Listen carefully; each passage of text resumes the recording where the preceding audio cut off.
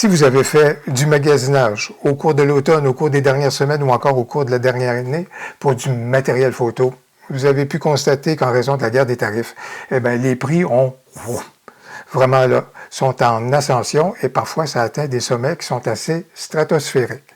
Voilà pourquoi le marché de l'usager représente une alternative très intéressante si jamais on veut enrichir notre sac photo, particulièrement en ce qui a trait aux objectifs.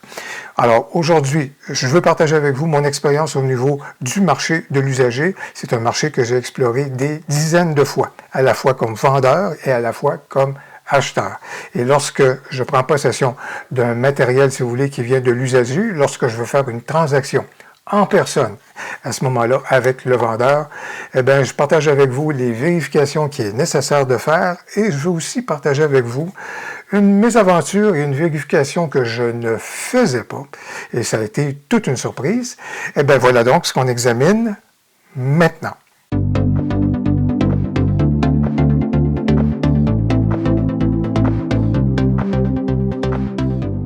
Bonjour, mon nom est Louis Lavoie, je suis l'auteur du blog et de la chaîne fairedelabellephoto.com. C'est une chaîne qui s'applique à partager avec vous des trucs, des conseils, des astuces, de même que des découvertes, afin que vous puissiez progresser dans le domaine de la photo. Si vous aimez des vidéos comme celle-ci, n'hésitez donc pas à cliquer sur j'aime et surtout, n'hésitez pas à vous abonner. Si on prend une transaction via Marketplace, par exemple, alors vous avez vu une annonce d'un matériel qui vous intéresse et ce sera dans ce cas-ci un objectif.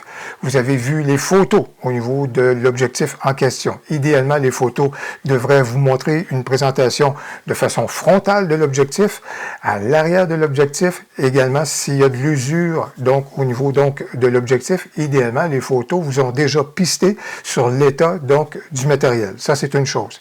Dans un deuxième temps, dans la conversation que vous avez eue avec la personne qui cherche à vendre le matériel, vous cherchez à connaître quelle était l'utilisation du matériel en question, de l'objectif. Est-ce que le photographe ou la photographe faisait essentiellement de la photo de rue? Est-ce qu'elle faisait de la photo paysage? Est-ce qu'elle faisait seulement de la photo de voyage, par exemple? Est-ce qu'elle faisait de la photo sportive? Et si on va, par exemple, au niveau de la photo sportive, on sait qu'assez souvent, des fois, le matériel peut encaisser un tout petit peu. Ceci étant, la suite des choses, c'est de rencontrer la personne avant de confirmer votre achat et d'inspecter le matériel. Et voici mes conseils à cet effet. Je suis intéressé par cet objectif-ci et je vais faire une première inspection. La première des choses, telle que confirmée dans l'annonce, j'ai un capuchon arrière, j'ai un capuchon avant, et dans ce cas-ci, l'objectif vient avec un pare-soleil, mais des fois, il y a des objectifs qui n'ont pas de pare-soleil, c'est pas la faute de la personne qui vend, mais c'était le cas.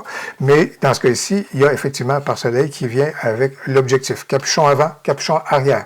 Est-ce que ça importe que ce soit le capuchon d'origine dans un cas comme dans l'autre? Non, pas nécessairement, parce que des mésaventures, ça arrive, et je peux vous en parler. À ce moment-là, c'est pourquoi des fois, on va se tourner vers des remplacements qui sont pas nécessairement d'origine du constructeur, mais qui sont à ce moment-là génériques. Mais au moins, ce qui importe, c'est qu'il y a effectivement des capuchons qui sont là pour protéger l'objectif en question. La deuxième chose qu'on va regarder, c'est effectivement l'état général. Et est-ce que ça correspond aux photos que vous avez pu voir? Est-ce que les bagues, et là, on va tourner les bagues pour vérifier la chose. Est-ce que les bagues, à ce moment-là, réagissent de façon tout à fait correcte pour déployer l'objectif, si c'est le cas, si c'est un zoom, ou encore pour faire la mise au point de façon manuelle, ou encore si c'est pour changer la bague des ouvertures. Alors, on va donc vérifier si la chose fonctionne. Mais ça, c'est une première vérification, sans même, à ce moment-là, que l'objectif soit attaché au boîtier. La prochaine étape qui est bien importante, c'est l'inspection de l'élément frontal de l'objectif, de même que l'élément arrière. Et pour ce faire, on va se tourner vers un accessoire qu'on a à portée de main, c'est-à-dire la lampe de poche de notre accessoire cellulaire.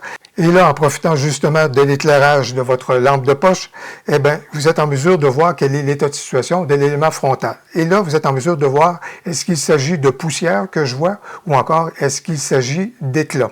S'il s'agit de poussière, on peut demander au vendeur de nettoyer son élément frontal pour qu'on puisse mieux évaluer la situation et surtout s'assurer que la poussière, elle est sur l'élément frontal et non pas à l'intérieur donc de celui-ci, donc à l'intérieur de l'objectif. Dans le cas que je viens juste de vous montrer, il ne s'agit pas d'éclat, mais plutôt de légère égratignure. Un éclat va affecter le rendu de votre photo dans la mesure où l'endroit sera affecté par les sources de lumière et vous pourriez avoir la présence d'éclats lumineux ou encore de flare. Mais dans le cas de légères égratignures, ça ne vient pas affecter le rendu de la photo.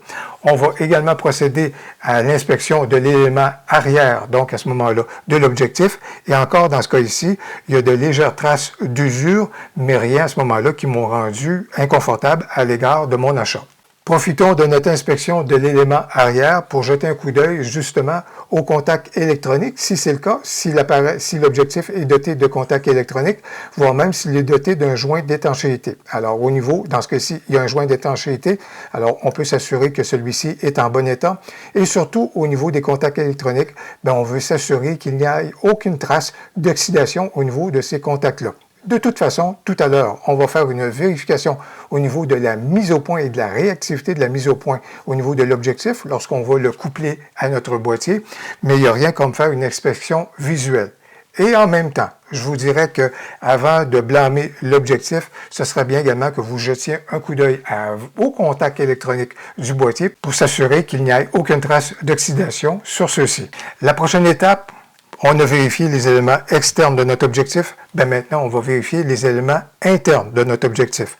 La première des choses, on va coupler l'objectif en question à notre boîtier et là, on va voir de quelle façon il réagit. Alors, on va s'assurer, par exemple, au niveau de la mise au point, si c'est une mise au point donc automatique, on va s'assurer que la mise au point réagit correctement et avec une certaine vélocité. Alors, on va se promener dans une scène photo autour de l'endroit où est-ce qu'on est en train de faire la transaction pour choisir des points tantôt rapprochés, tantôt éloignés. Et là, à chaque fois, on va s'assurer que la mise au point réagit donc de façon tout à fait correcte. La deuxième vérification qu'on va faire, c'est au niveau de la stabilisation d'image, bien entendu, si l'objectif est doté d'une telle stabilisation. Alors, pour ce faire, on va désactiver la stabilisation d'image et on va zoomer à un endroit où est-ce que si on tient notre boîtier et notre objectif à main levée, on va constater un léger tremblement à ce moment-là lorsque la stabilisation d'image n'est pas activée. Alors, une fois que ce sera fait, on activera ensuite la stabilisation d'image pour s'assurer qu'effectivement, on a un comportement différent lorsque la stabilisation d'image est activée que lorsqu'elle n'est pas activée. Le troisième élément interne qui est à vérifier, et c'est là que j'ai eu une surprise récemment, c'est au niveau des lamelles. Est-ce qu'elles ont été installées correctement? Est-ce qu'elles fonctionnent correctement? Alors, les lamelles, lorsqu'on examine celles-ci, et une bonne façon de vérifier la chose, c'est de vous placer, si vous voulez, avec votre objectif, vers une source de lumière et d'examiner à ce moment-là le rendu et, si vous voulez, la disposition au niveau des lamelles. Alors, lorsque j'examine ça ici, et je vous le présente, lorsqu'on referme les lamelles, on peut constater qu'à pleine ouverture, on a un rond qui est bien circulaire, bien fait à ce moment-là. Et lorsque je referme les lamelles, on est capable donc de regarder la chose. Et c'est plus facile avec un objectif manuel, si vous voulez, de voir effectivement le comportement des lamelles.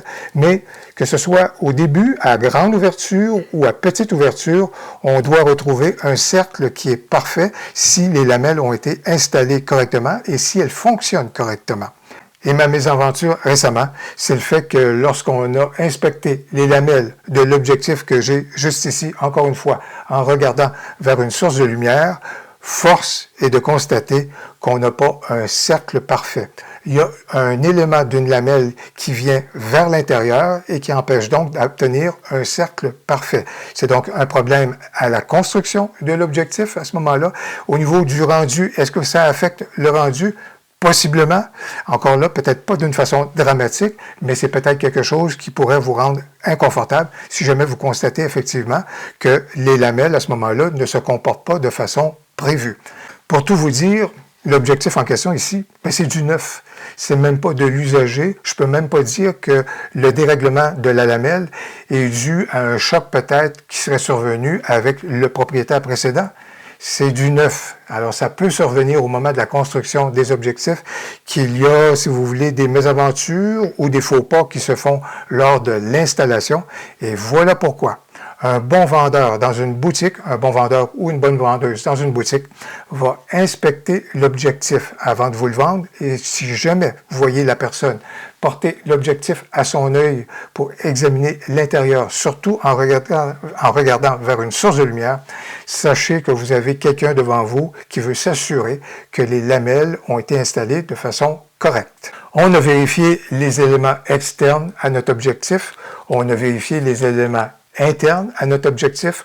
On a couplé l'objectif à notre boîtier. On a fait les vérifications qui s'imposent. Et surtout, on a installé et désinstallé et réinstallé et désinstallé l'objectif à plusieurs reprises sur notre boîtier pour s'assurer que la monture fonctionne correctement. Alors, si toutes ces vérifications-là sont faites, si le prix vous convient, vous faites alors une bonne affaire. Eh bien, voilà donc les trucs, conseils et astuces, de même qu'une mésaventure que je voulais partager avec vous pour que si jamais vous vous tourniez vers le marché de l'usager pour faire l'acquisition d'un objectif, vous serez en mesure de faire une transaction avec des points de repère à l'esprit. Si vous avez aimé la vidéo, n'hésitez donc pas à cliquer sur j'aime et surtout, faites-nous part de votre expérience à ce moment-là dans le domaine de l'usager, au niveau des transactions que vous avez pu faire, et est-ce que vous avez des conseils additionnels à partager avec nous? On a bien hâte de vous lire. Au plaisir, à la prochaine.